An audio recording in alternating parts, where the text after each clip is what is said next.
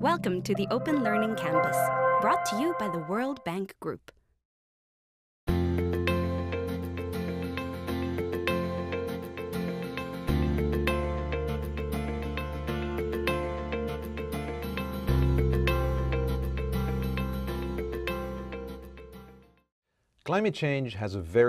Le changement climatique a un impact très important sur la pauvreté en Afrique subsaharienne, où des millions de personnes dépendent de l'agriculture non irriguée ou vivent dans des zones exposées à la sécheresse dans des régions urbaines. Si la variabilité du climat est déjà lourde de conséquences sur le développement, le changement climatique à venir peut avoir des effets catastrophiques, car la sécheresse, les inondations et les ondes de tempête pourraient pousser des millions de personnes dans la pauvreté et empêcher de nombreuses autres d'en sortir. À moins que des mesures audacieuses et décisives ne soient prises à l'échelle mondiale, le changement climatique pourrait annuler les acquis du développement obtenus en Afrique ces dernières décennies, rendant la réduction actuelle de la pauvreté encore plus difficile et coûteuse. La bonne nouvelle est que le continent est particulièrement bien placé pour renforcer sa résilience en utilisant des solutions triplement gagnantes telles que l'agriculture intelligente face au climat, la réduction des émissions dues à la déforestation et la dégradation des forêts, la restauration des terres forestières ou des économies océaniques intelligentes face au climat. Ces différentes options peuvent améliorer la productivité, renforcer la résilience au choc climatique et réduire les émissions de carbone dans le même temps. L'agriculture est un moteur économique majeur en Afrique subsaharienne et une des clés de la réduction de la pauvreté et de la sécurité alimentaire. L'agriculture fournit en moyenne 30 à 40% du PIB et emploie 65% de la population active sur le continent. Le changement climatique réduit déjà la productivité agricole. Des solutions telles que l'agroforesterie, l'amélioration de la gestion du bétail et des pâturages peuvent être intelligentes face au climat et aider à protéger les moyens de subsistance traditionnels, mais également empêcher la migration des populations et des communautés. Ce type de solution peut accroître la productivité et renforcer la résilience des systèmes agricoles tout en atténuant les émissions. Une autre pratique qui peut encore renforcer la résilience consiste à utiliser des approches paysagères résilientes au climat. Ces approches offrent des solutions évolutives, intégrées et transfrontalières pour répondre aux défis multidimensionnels de la variabilité du climat et de l'utilisation non durable des terres.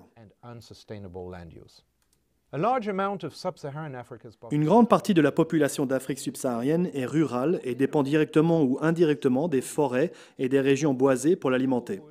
Le bois du chauffage, les matériaux de construction, les médicaments, les huiles, les gommes, les résines et le fourrage. Les forêts sont une ressource inestimable dans la région et la production de ces zones est essentielle pour l'adaptation au changement climatique.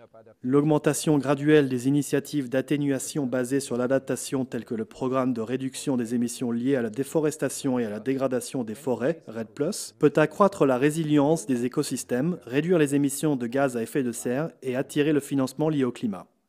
Parmi les autres initiatives triples gagnantes figurent les pratiques intégrées de gestion des ressources en eau et les économies océaniques intelligentes face au climat. Le changement climatique aggravera probablement la migration des réserves de poissons en raison de l'augmentation de l'acidité de l'eau et de la température. Le changement climatique est également connu pour être responsable du blanchissement des récifs coralliens. L'océan, ou économie bleue, dans certains pays africains représente jusqu'à 27% du revenu total et un tiers des recettes à l'exportation. Le tourisme côtier est également un aspect important de l'économie bleue. En fait, en Afrique, le tourisme côtier est le plus gros contributeur au PIB, avec plus de 11 milliards de dollars par an. Étant donné l'interdépendance entre le changement climatique et l'économie bleue, la promotion des économies intelligentes face au climat en Afrique est essentielle pour protéger les écosystèmes côtiers et renforcer la résilience. Les pays qui adoptent ce type d'approche, en particulier pour les pêcheurs, devraient être plus résilients au changement, car des ressources marines plus saines sont plus résistantes aux fluctuations environnementales et peuvent générer des revenus stables, créer de l'emploi et accroître la sécurité alimentaire des communautés côtières. Par exemple, le programme régional des pêches en Afrique de l'Ouest et le programme de croissance partagée et de gouvernance des pêches dans le sud-ouest de l'océan Indien aident déjà à certains pays à restaurer et à récupérer leurs richesses océaniques grâce à une approche triphasée à long terme qui comprend la réglementation, la réforme de la gouvernance et le soutien à la croissance durable induite par le secteur privé. Les systèmes d'information sur le climat peuvent également renforcer la résilience dans tous les secteurs grâce à la collecte et à l'analyse de données et aux outils de prise de décision. L'amélioration des services météorologiques servira aussi de colonne vertébrale au système d'alerte précoce afin de réduire l'impact des phénomènes météorologiques extrêmes et de fournir aux agriculteurs des produits d'assurance pour atténuer les pertes de récolte liées aux conditions météorologiques. Associées à des efforts plus concentrés, ces mesures peuvent renforcer la capacité du continent à planifier, concevoir et exploiter des projets d'investissement dans les infrastructures qui sont durables et résilientes au climat. L'Afrique subsaharienne est le continent dont l'urbanisation est la plus rapide au monde, avec un taux moyen de croissance de la population urbaine de 3,4%. Les pauvres vivant dans les zones urbaines sont particulièrement vulnérables au changement climatique car ils n'ont généralement pas d'autre choix que de s'établir dans les zones humides, les plaines d'inondations, les décharges, les dépotoirs et les zones rocheuses. Parmi les 11 pays les plus exposés au risque d'augmentation de la pauvreté induite par les catastrophes climatiques d'ici 2030, 8 se trouvent en Afrique subsaharienne.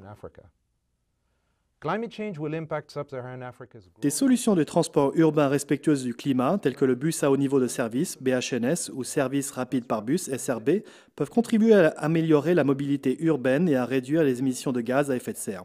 Par exemple, en mars 2008, la mégapole animée de Lagos au Nigeria a construit une ligne de bus à haut niveau de service, BHNS, de 22 km de long, qui est devenue la première ligne de bus en site propre en Afrique subsaharienne. Cette initiative accroît l'efficacité dans l'économie de Lagos, réduit les émissions de gaz à effet de serre et renforce la résilience des résidents de la ville.